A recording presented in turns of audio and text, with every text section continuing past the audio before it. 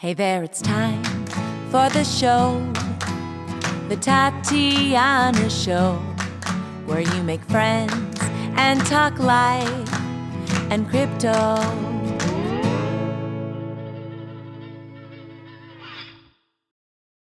I hate online conferences more than anything. That's the worst thing about this year.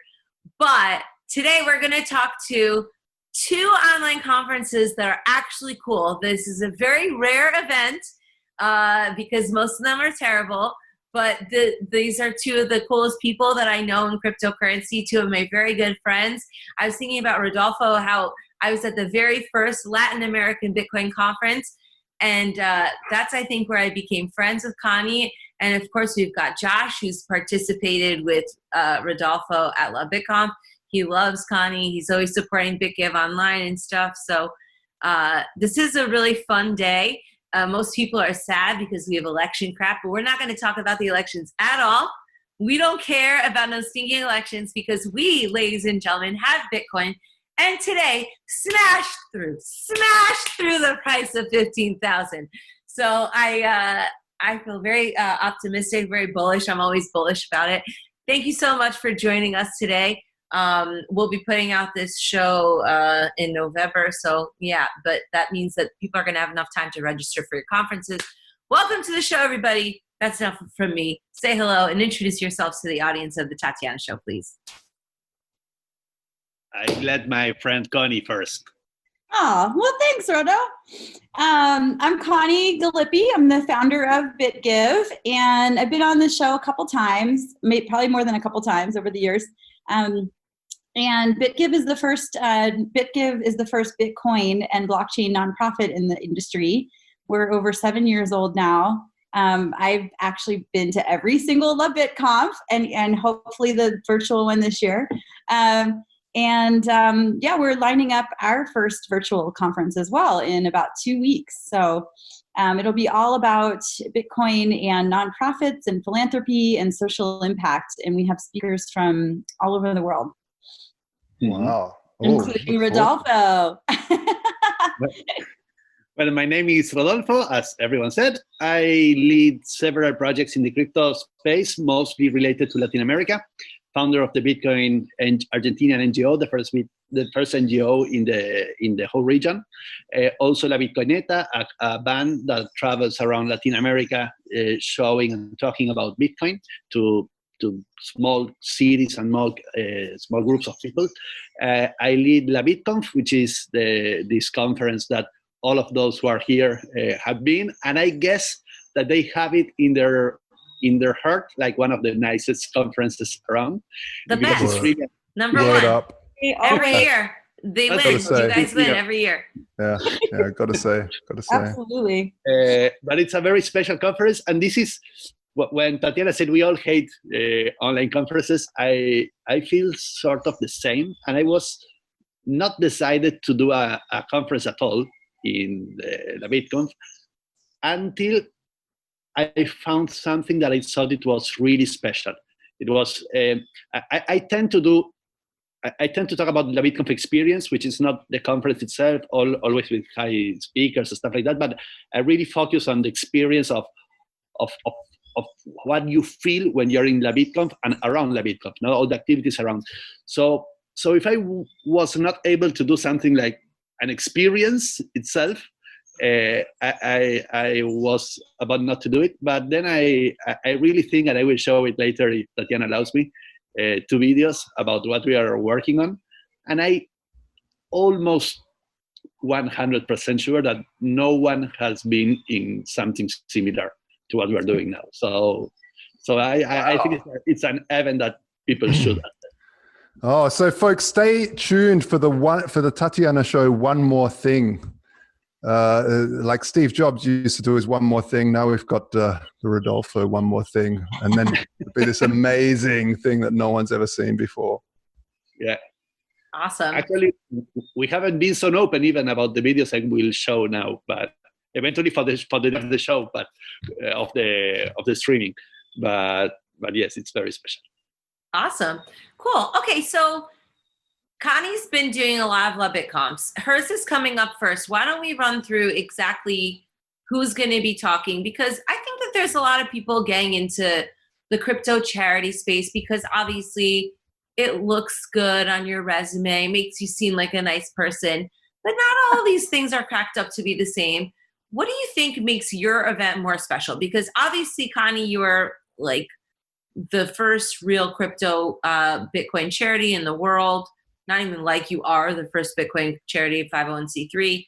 Tell us a little bit about the background and how that sculpted this event. Because have you guys ever done your own online event before? No, we haven't. This is the first time. Oh, cool. And we've never really done a big event, even in person. We've done some smaller things like early in the years. Like one of my favorite was we did a bowling league in San Francisco in the early days of the Bitcoin industry.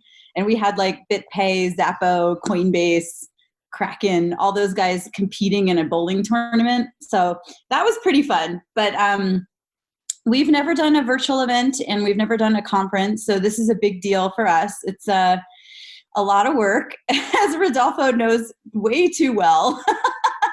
And we took on a smaller event since it is our first time, and it's still a lot of work. But, you know, I think what's unique about it, and honestly, I've been wanting to do this for probably 5 years. It's been a dream of mine for the industry, not just for BitGive. An event that's entirely focused on what we can do with cryptocurrency for social impact, for good, for philanthropy. And all the speakers are doing something in those categories, where we've never had an event like that, where that's the entire focus. You know, there's definitely been lots of Bitcoin events, many Bitcoin events. And probably in the last couple of years, they've started to do like a social impact panel or something like that, or at least have some speakers about that. But there's never been an event where that's the entire focus. So we pulled all the top most amazing people in the world doing projects with this technology that have a social impact lens or a leveraging for good or philanthropy lens. And we've brought them all together in one day, a full day, to share all the projects that they're doing and the things they've learned and the challenges they're facing. And we have representatives from all over the world. So I mentioned Rodolfo's speaking. We have people that are stretched from every time zone, from the Pacific Coast in the US to Latin America, to Europe, to Asia, and to even in New Zealand. Hey, how long is this thing? Is everybody just going to be up at weird hours? Because that sounds like a whole worldwide, I don't know. I mean, is it 24 hours of charity? No. No, it was a little tough to build the program. It took us a little while. We finally released the schedule yesterday because it was a little challenging, but it will be from 8 a.m. Pacific and 11 a.m. Eastern to 5 p.m. Pacific, 8 p.m. Eastern. And actually that ended up working out for people in all those time zones, even though we have people in Africa and New Zealand. So it was tricky, but we made it happen. So you definitely should check out our schedule and our program. What's Rodolfo going to talk about there? Because Rodo and basically, like, you guys have been sort of collaborating on different things over the years. So what exactly are you going to be talking about? And what's the latest with GiveTrack? You know, is there anything going on there? Actually, we are hosting several projects, social projects here in Buenos Aires. Yes, in my hometown. I'm leading a project called for soup kitchens. Yes, donations and tracing donations in soup kitchens.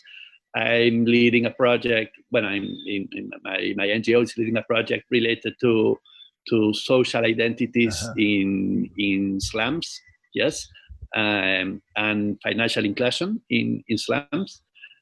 Plus, we have some other non-for-profit. I mean, I'm an active non-for-profit developer. So I guess I will be talking about these three aspects of how Bitcoin is driving adoption or helping the technology mostly. Not only Bitcoin, but the technology is helping locally. Cool. Awesome. Now it makes you want to go to Buenos Aires. Wait, so Buenos Aires is shut down too? It's Buenos Aires. We're in quarantine since March.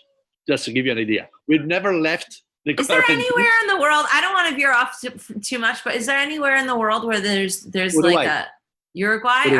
All right, maybe I'll go down there for the summer. Again, because you've been there last year. I know, but I'm just saying, like, I'm going to get my passport back soon. Maybe I'll go to Uruguay. Anyway, all right, that was just a side note. Because I was just thinking about how much I love Buenos Aires and how much I love Latin America. Uruguay was amazing last year. So, okay, fine. I'm going to go check that out maybe. Mental note, and also you can get a preview of the culture at LABitConf online. You don't even have to have your passport. You could just go there in your mind. Josh, what do you think of all this? Are you pumped for the BitGive event? Are you going to hang out at these things? Are you going to share it with your audiences? Yeah, no, absolutely. One thing I'd really like to know is what about the amount of people? Basically, I did some work when I was younger, trying to get money from people out in the street for some organizations. These people that walk up to you, and it's like parting the sea when you're standing there.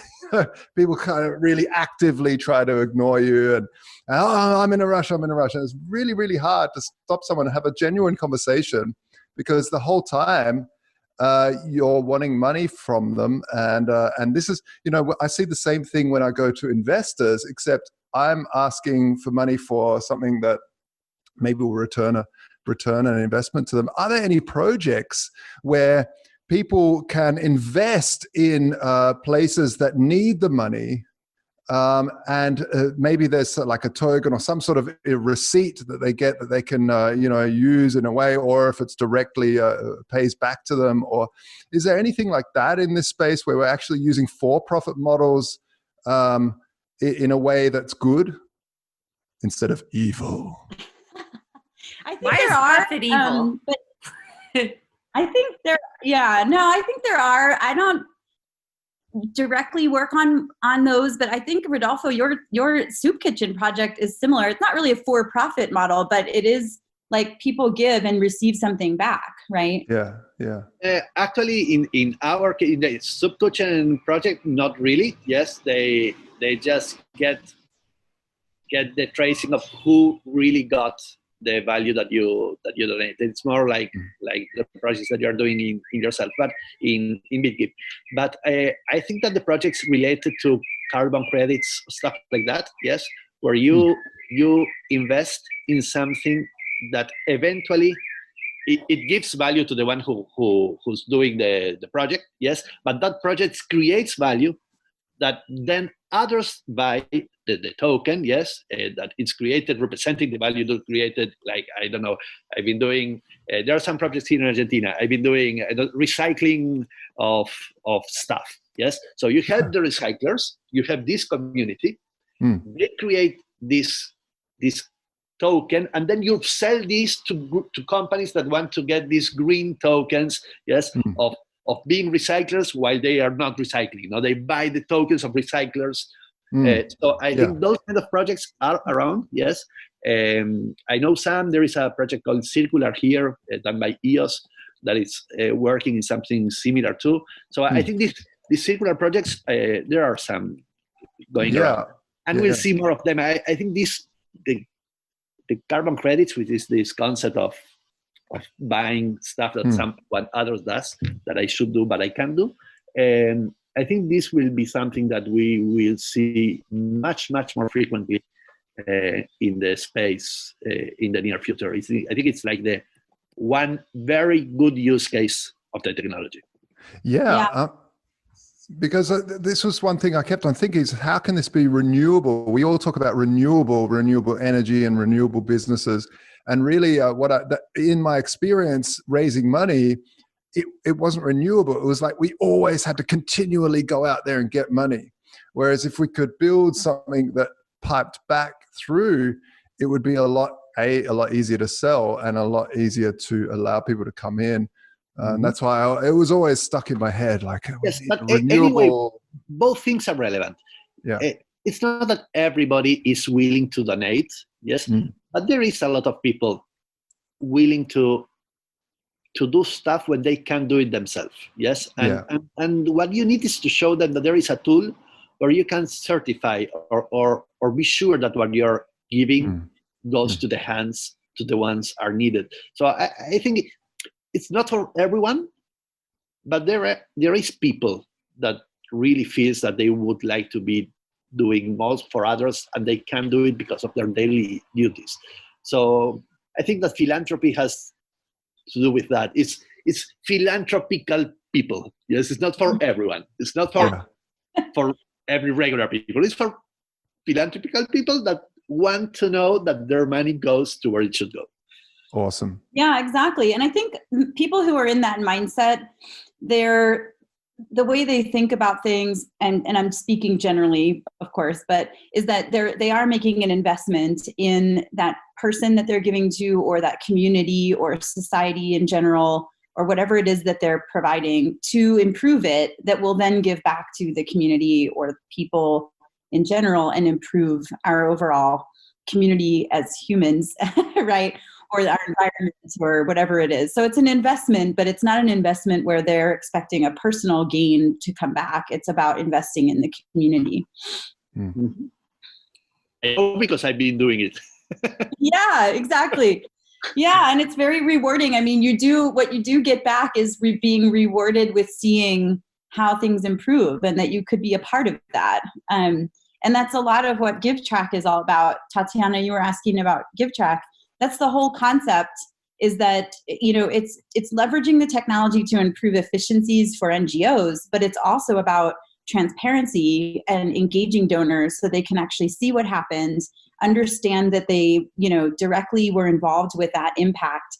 And in essence, that provides them some reason and encouragement to do more. So it's a multifold way of improving the way we're doing philanthropy. Fantastic. Awesome. Well, yeah, I do have a couple updates about GiveTrack too. Tell us the updates. Give us the latest. Give us the lowdown. Okay, so we have 2 very exciting projects that we're about to announce with really exciting NGOs. We haven't announced them yet, but probably by the time you air this, it'll be okay. So next week, we'll be announcing a project with Heifer International. So we're super excited about that. They're like a 150-year-old organization, I think. So really, big and entrenched in the philanthropic space globally. They're like a grain company, right? It's an international nonprofit, but they're focused on agricultural ways of supporting communities worldwide. They started out with you could donate a heifer to a family. So that's why it's called Heifer. But now they've broadened that pretty widely, and they even have a Heifer Labs, that's embraced blockchain technology and other innovative technologies. So that's exciting. And I'm pretty sure it comes from the German word Hefe, which means wheat, or oats. Okay. Actually, oats. Okay. Yeah. Maybe. Well, it's also animals. Yeah. They're is it? Be donating an animal to a family that then could sustain them, and they could sell the byproducts and things like that. Wonderful. Yeah. And then the second one is that we're really excited about is Black Girls Code. So we're working on getting a project together with them to purchase computers for the girls in the classes, and they're actually going to be doing a cryptocurrency curriculum, which is super exciting. So we're really excited about both of those. And we're also working on a new feature on GiveTrack, which we've wanted since day one. So we're very excited about it, which is a credit card donation option that will then auto convert into Bitcoin. Oh, that's the best. Very cool. Yeah. I mean, not that we want to be all purist about it and stuff, but I mean, if people want to give you fiat, why should you say no? That would just be rude. Absolutely. You don't want to do that. Exactly. And for us, it's about how we bring in more people into using the tech and showing them like what the benefits of this technology are, is by letting people come in that are mainstream donors and don't have crypto, and let them use the platform and see that this technology offers a lot of benefits to them, and it makes it much more relevant to them. So it's, not our mission at BitGive to be pushing adoption necessarily, but I think because we have one of the most interesting and relevant use cases to a mainstream audience, that we can help build more adoption once we open up those channels. Can I ask, is that then with BitTracks, BitTrack, sorry. Does that then buy crypto and then people can still track where that goes? Ah, wow. Yeah, we'll have an integration with Wire. It's a new company in the space, WYRE. And Edge Wallet uses them. Yeah. And so they have an API that basically will take your credit card donation, convert it into Bitcoin, and send Bitcoin directly to the charity's wallet that they have for the campaign on GiveTrack. Good stuff. Yeah. It's all heading in the right direction. Yes. Finally. I need to talk with you later. Okay. I will talk with you later about that, Connie. Awesome. Okay. All right, cool. So I should mention that Rodolfo, had he not supported us for many years, but specifically at the LABitConf in, I think it was Mexico City, we had an auction that year that he contributed greatly to, as did others, that allowed us to build the MVP for GiveTrack. So wow. Thank you. And he's donated to projects on our new version 1 as well. So we love you, Rodo. What a guy. What a guy. Well, that whole area, like everybody, I don't know, like I think of LABitConf as the heart of Bitcoin. Like that's where it beats. It beats in Latin America. And I don't know, it's just really cool. Like they always put in so much effort to support BitGive and just give back to the community and make sure that as guests, we feel really welcome. I've been lucky enough to play guitar there a whole bunch of times, and it's just been really, really cool. So let's transition a little bit. But before we do, because I want to hear about LABitConf, but really quick, Connie, what day is your conference, and how much do people have to pay in order to go? Like, what's the deal? Okay, so it's November 18th. It's in 2 weeks, and it's free. Oh, wow, perfect. That's even better than that's like the recession special. Yeah, we have some really awesome sponsors. So thankfully with our sponsors, we were able to offer it for free. We are asking like people to make a suggested donation of like $25. I mean, it's like nothing to. That's nice of people. You know? Is that tax deductible, that donation? It is. Look at that, guys. Saving you money while you learn about charity and giving back to the community. Yes.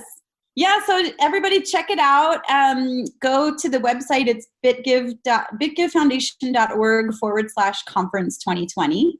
And you can see all of our speakers, the program, and you can register there, and you can learn all about our sponsors. And we're also going to have an exciting auction of 2 super fancy Cryptomatic Bitcoin watches that we've also I love those. Those are super cool.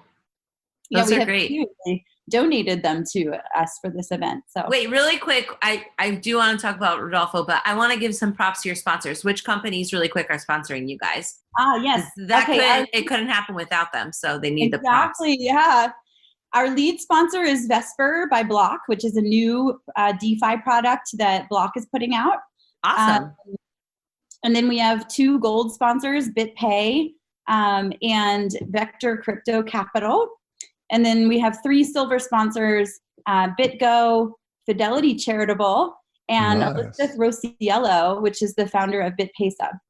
Wow, excellent. All right, good. Well, thank you to the sponsors for making it happen and actually valuing this. I mean, this to me is such a win for just PR purposes to be vulgar about it. But I mean, I don't know, like people just should be supporting crypto charity, especially with a reputable company.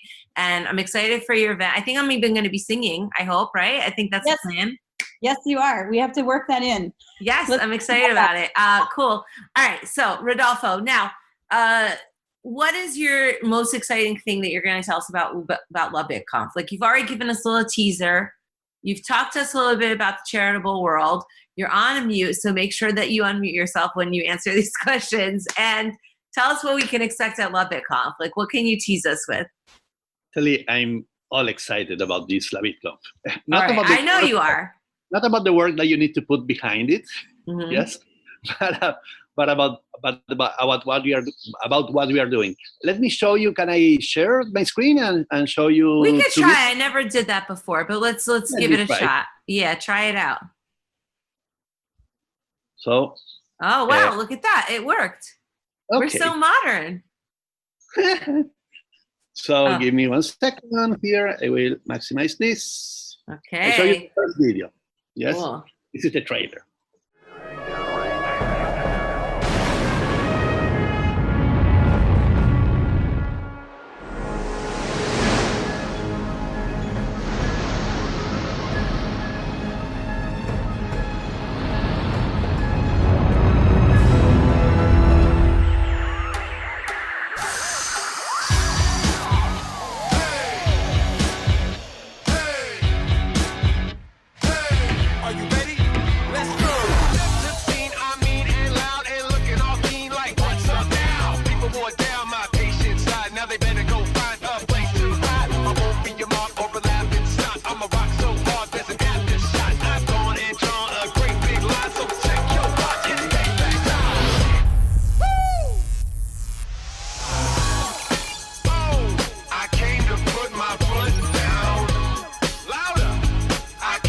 Okay.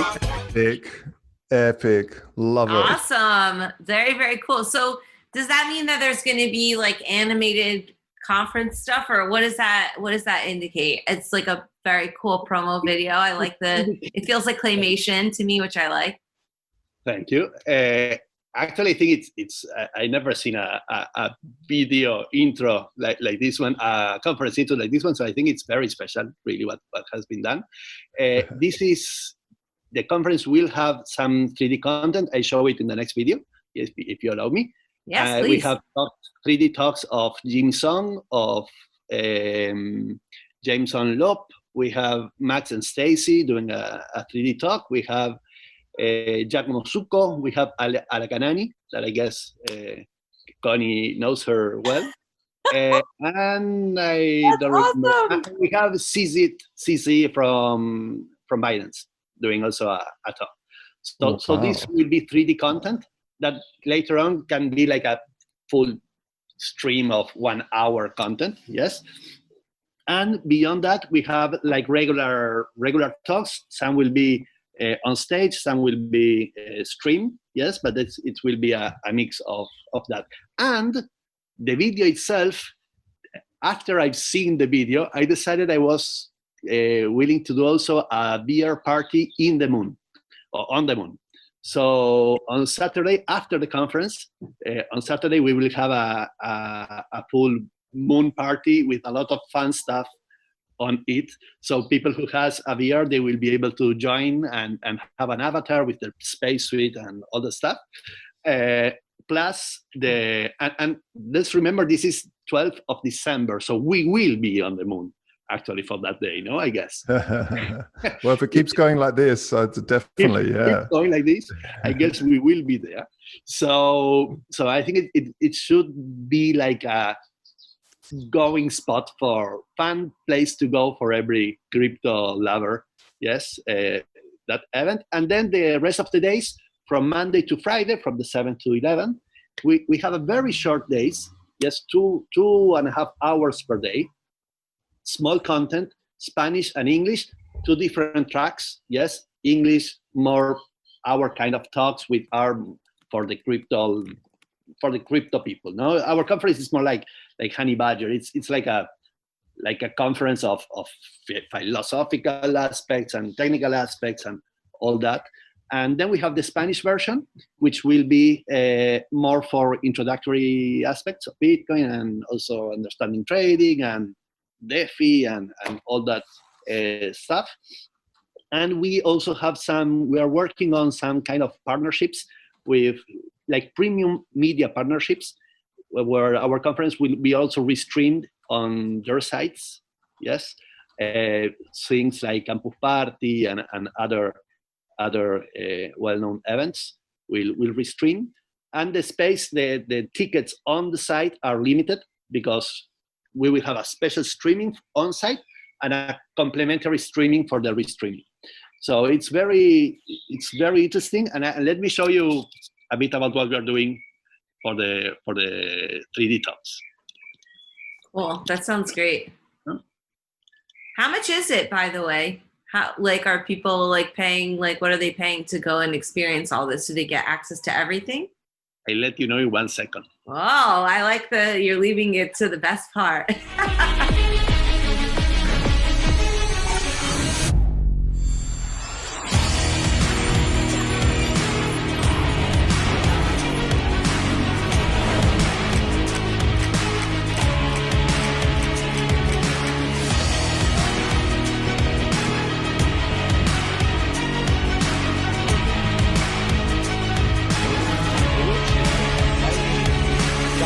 I'm a Bitcoin educator, but today I'm here to tell you something.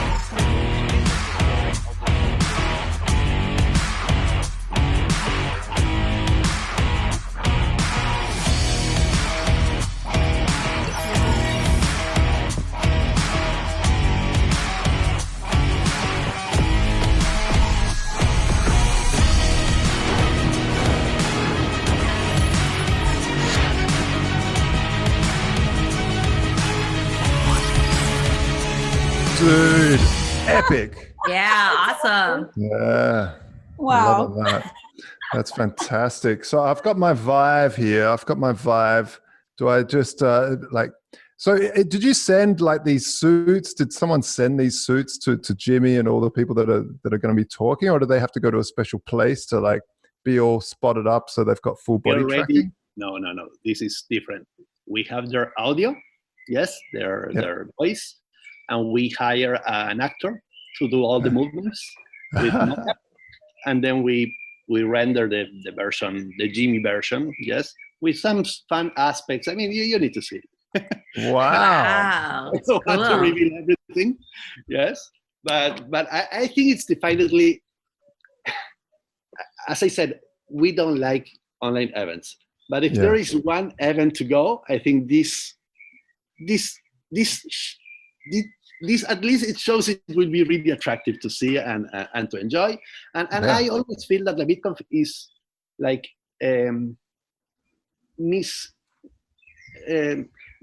not enough exposed. No, I think it should get much more exposure because I'm convinced. It's not that it's because I do it, because I really think it's a different conference, and I think it's something really special to go when it's in person.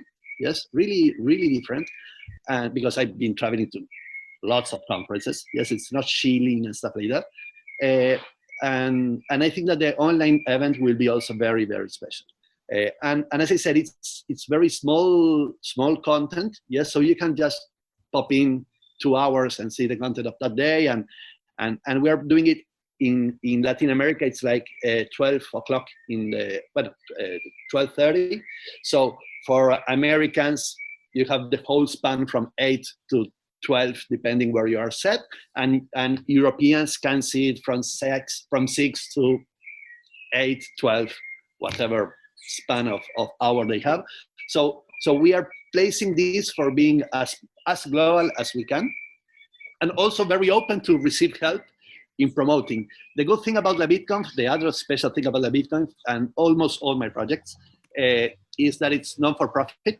Yes. So all the income, if there is any, of the events go somehow back to the space in grants, in other projects like the Bitcoineta also, no, and the Bitcoin Center. We host, we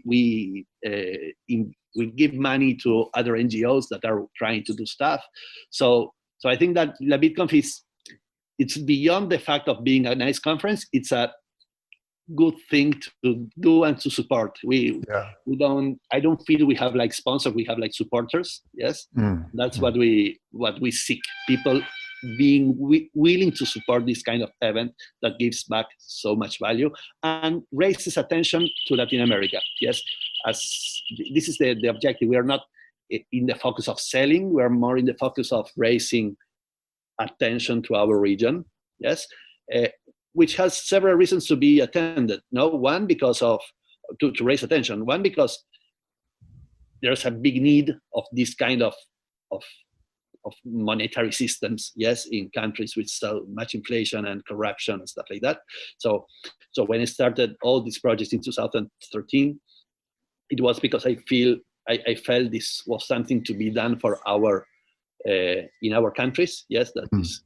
I wished everything changes through this technology, and also because we have very good programmers and we have lots of people with high skills here. So the conference always brought key speakers to these countries to make our developers to be able to talk with them. You know, so we hosted Nick Szabo, Adam Back.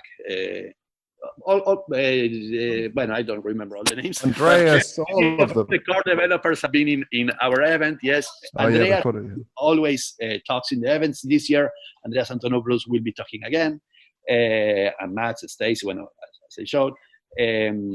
Livera and Gladstein and human rights will be also talking in the event. So it tends to be a very, very good conference in content. And I expect it to be also a good experience, because that's what we offer when we do it live. No, I remember last year we were all walking down the street with a I don't know how you say, but like a batucada in Spanish, yes, 10 blocks, and all the cars stopping and playing like the song with the trumpet and stuff like that. So good. So this is the kind of things we do in LABitConf. We sing and we dress up and we use costumes. So, I guess some of that will be also somehow represented in this experience. Hey, Rodolfo, I wanted to take it back for the folks about South America in general and where we're sitting in terms of the zeitgeist of crypto and in terms of the major economies of Latin America. So we've got, of course, Uruguay. We have Argentina has been really struggling in terms of an economy. What's it like now with COVID, and how's crypto down there growing? How's Bitcoin growing? Depends. In Argentina, for example, you see an extreme growth based on the fact, no for using a daily using it. No, it's more for store of value. But this is because Argentina pushes you to crypto. Yes, what means it pushes you? It actively pushes you. You can't buy dollars. If you invest in housing prices is going down. If you invest in stocks, the stock market is losing value daily. Yes. So the only real asset that you can legally buy, yes, and with your pesos, with your decaying currency, yes. Today it's Bitcoin, but with Bitcoin, any stable coin, no? I mean, so you have companies and you have people and you have every time more people asking us about this. And this is beyond the macroeconomic aspect, no? This is like the microeconomics problems in Argentina that drives people to this in the last 6 months, yes? So you see big growth here. But then beyond that, I think that adoption is not related only to macro aspects. Yes, it's related to knowledge. It's related to education and to the chance of understanding that there's an option, a different option here when you're talking about this, because people is used to go to dollars. Now in Argentina, you can't go to dollars, or you need to buy them in the black market. Yes, but it's like you need to change the mind of Argentinians, Brazilians, Venezuela, etc. That the dollar is not the only option. Yes, and there is this other option, which is crypto and stuff like that. So it has to do with awareness. It has to do with education, and that's why I host the NGO. No, there's the NGO. The objective of that and La Bitcoin Neta and other stuff, yes, is to drive attention to this option. No, Yeah, very, very important work, extremely important work. It's always what I find, seeing Venezuela really tank over the last years, is being surprised that crypto hasn't really gone crazy there, because you think, man, if it doesn't work there, how can it work? But at the end of the day, people need to understand this technology before it all turns and hits the fan, before it really crashes, because otherwise no one's got anything left. At the end of the day, people still need to buy bread. And they can't when it's all gone. So they would rather buy the bread than an investment or a store of value even. Yeah, absolutely. And bueno, we will host 5 talks of different countries. Yes, Argentina, Brazil, Venezuela, Mexico, and Colombia, which are the main places in which crypto is springing. I don't know. And we will have these talks. We will have some of government, some economists, some crypto entrepreneur, and some crypto believer. Yes, fighting in these debates, because I always think that companies and government will adapt the technology. They will do the CDBCs and they will, but not the disruption. No, not the taking care about the privacy or taking care about. So I want to put in the table both aspects. You know, those who are we're doing this and blockchain and all this blockchain nice stuff, but I also want the Bitcoin maximalist saying, okay, but who's taking care about my privacy and who's taking care about my. So this is and eventually the entrepreneurs that need to be related to government, but also need to give value to the individual. So I think it will be fun to have that. But eventually it's the same in every country in the world. I guess awareness is one of the big tools. In Argentina and some other Latin American countries, you have the additional aspect that we've been suffering inflation. So for us, once you get awarened, once you get notion and understand the technology, once you get awarened, it's easier to understand why Bitcoin has, or why non-deflationary money would be relevant. No. Yeah. And you know how currencies go to zero and stuff like that. If you live in the US, eventually you don't. Yes, and you really are good with your own military money. No, so this is like something different, and for some countries it's easier to understand. But anyway, you need to first believe in that beyond believing in the dollar. Yeah, the interesting thing I find is that the US has been printing so much money, but what the counter argument is, there's so many new countries actually using the dollar nowadays, and so it's kind of soaking up that. But at the end, so how inflation works, the first people that get hold of the new fresh money have all the purchasing power, and as it trickles down through the economy, eventually the last people that have got the money it's all lost. The purchasing power is lost. So these new countries that are coming on board are usually very at the end of receiving this money as it trickles down. That will come into an end in the near future. All the CBDCs will also open a new fighting arena of currencies. Yes, it won't be so hard to get any other currency, government-based currency as it is today. So US is not the best currency by far. Yes, Swiss francs and other currencies are much more stronger in deep. US has a huge debt, and its debt is mostly in hands of China and Brazil and other countries. So it's not solid. Yes, this is my point of view about the US dollar. It's not a solid coin. It's a military-driven and politically, imposed currency. Yes, in the world. But I think there are currencies that are much more stronger in their basis, in their what's backing the currency. Yes, beyond our constant capacity of making people to use our currency. No, so I think that once CBDCs are around and China and other currencies compete in a more freely open space with an easier access to them, I do expect the dollar to be less relevant and eventually also lose additional value.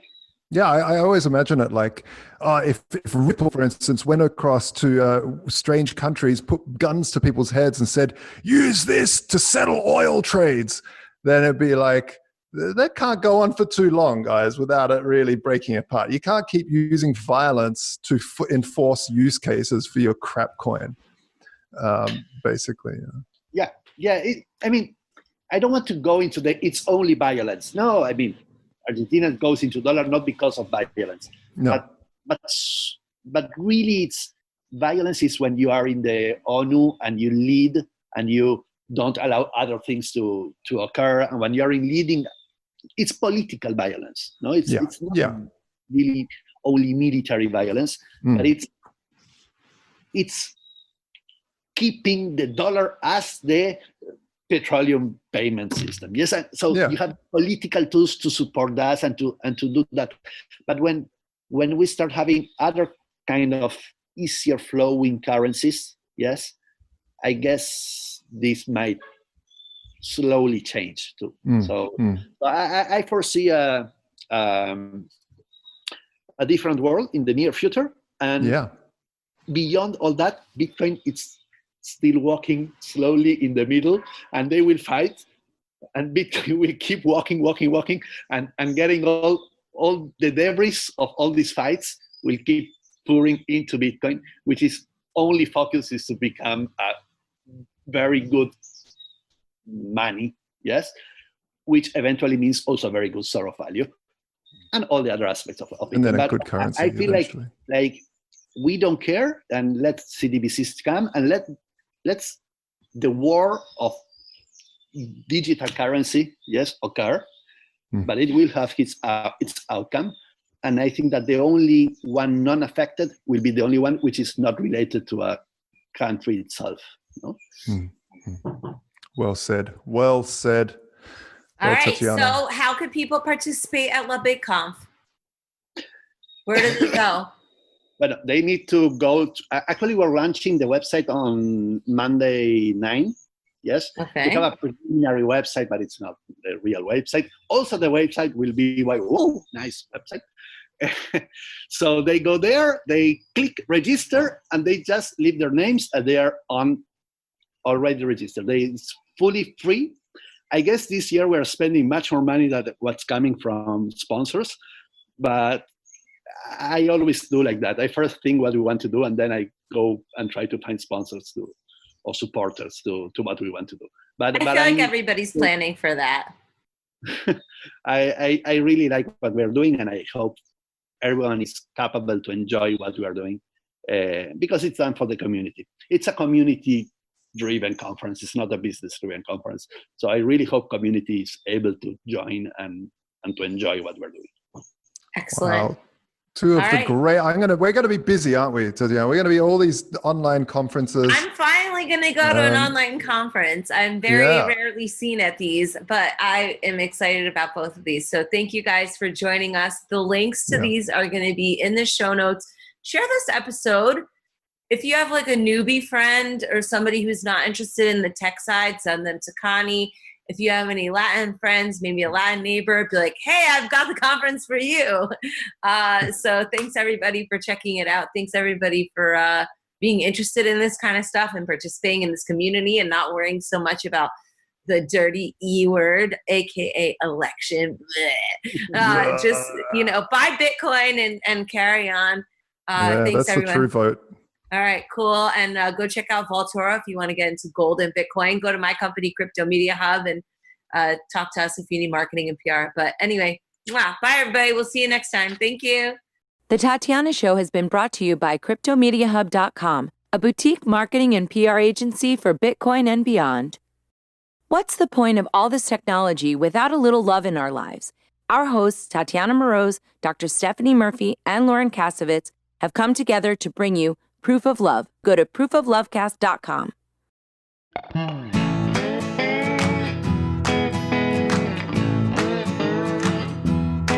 Hey there, it's time for for the show, the Tatiana Show, where you make friends and talk life and crypto. We gotta think and reflect and use lots of intellect with our hearts when we work together. I know that it can be so hard out there, looking all around and saying that life ain't fair. So that is why we will fight and stay up late at night, listening to the Tatiana Show. Thank you for listening to The Tatiana Show. Please follow us on Twitter at Queen Tatiana or on Facebook and Instagram at Tatiana Moroz Music. More episodes can be found at thetatianashow.com, and make sure you leave a review on iTunes and tell your friends. You are listening to The Tatiana Show. This show may contain adult content, language, and humor and is intended for mature audiences. If that's not you, please stop listening. Nothing you hear on The Tatiana Show is intended as financial advice, legal advice, or really anything other than entertainment. Take everything you hear with a grain of salt. Oh, and if you're listening to us on an affiliate network, the ideas and views expressed on this show are not necessarily those of the network that you're listening on or of any sponsors or any affiliate products you may hear about on this show.